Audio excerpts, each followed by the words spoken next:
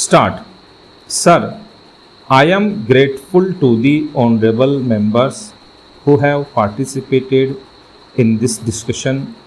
This discussion is taking for the first time in Rajya Sabha, and in all humility I would like to say that the discussion has been extremely useful.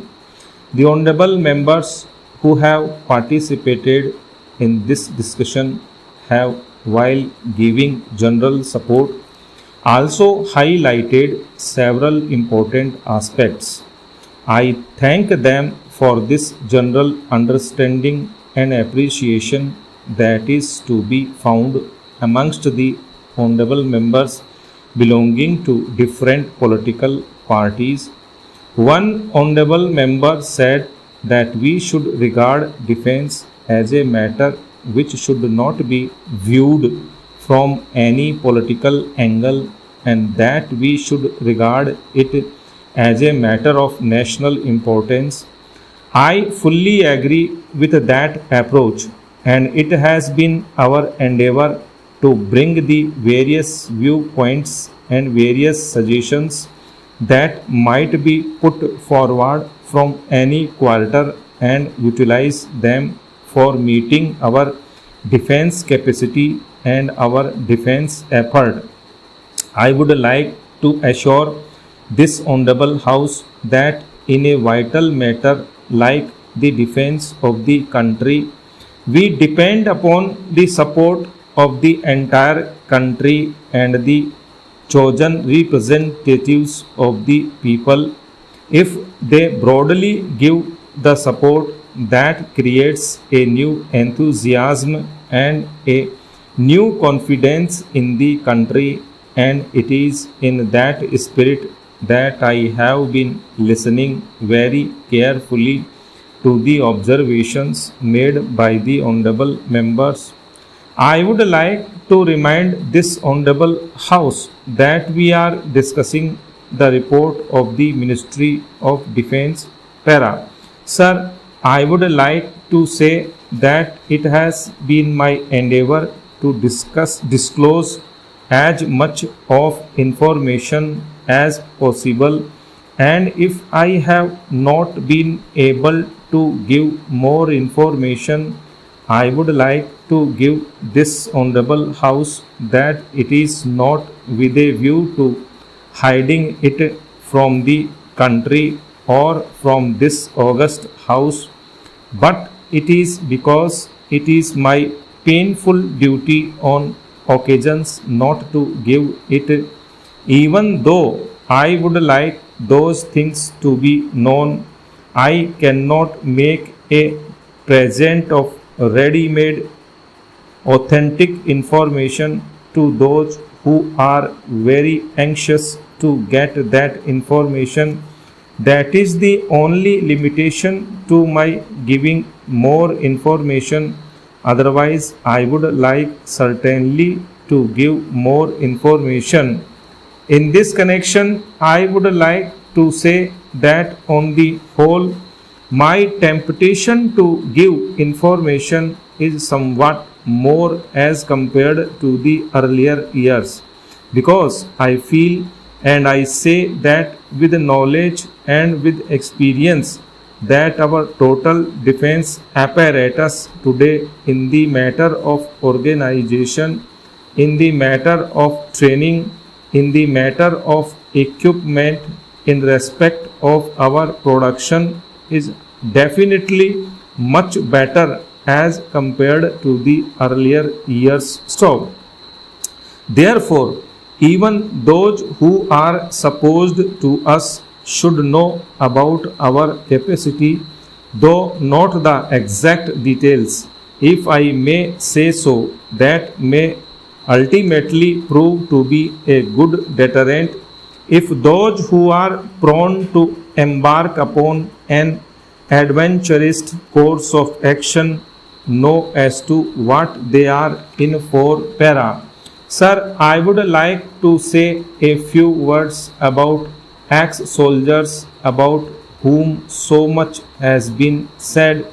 I think we ought to do a little more than what we have been doing for our ex-soldiers, particularly because they are retired at a very early age.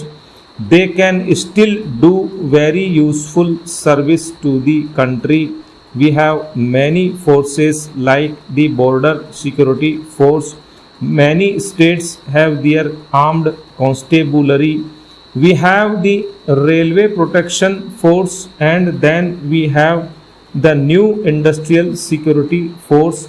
I think instead of retiring our jawans and other officers, we could straight away absorb them into these services, because in such a case he is a trained man and he can be made use of immediately, and he can be paid whatever he was being paid there, and he can serve till the time he can give useful service. I think we could do that instead of just throwing them on the street without making any provision. Of course, it is necessary that he should be retired from the armed forces, because in the armed forces they have a way of working. They want to maintain a particular age group, and they want to maintain a particular level of readiness.